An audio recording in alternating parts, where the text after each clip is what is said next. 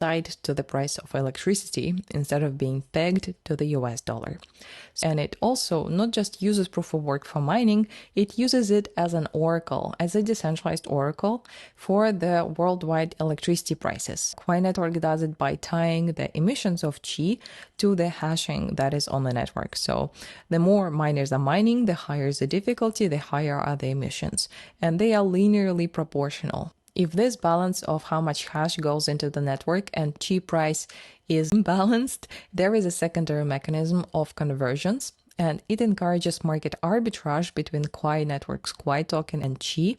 So you can convert between Quai and Qi at the protocol rate. So the Qi price is not pegged to the US dollar, is not pegged to electricity prices or oil prices or whatnot.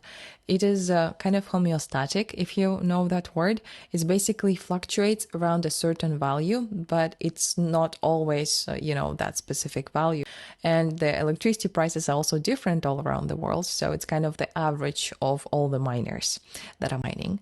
And this kind of is best when the liquidity is good at the market, of course. So the better is the liquidity, the more market participants there are, the more likely it will converge to a smaller kind of range of values. However, it will never be like a very specific price and forever stay that price. However, it is good enough because energy is kind of a very good approximation for the values of everything in the world, like prices.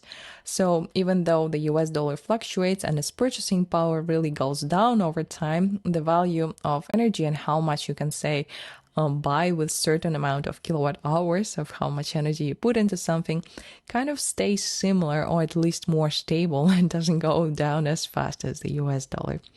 But that is a topic for a little bit of another conversation, energy being like, the fundamental resource, and that's kind of being the reason for not pegging Qi to the US dollar, but instead trying to go more fundamental and trying to make it more crypto native actually, so with no reliance on banks.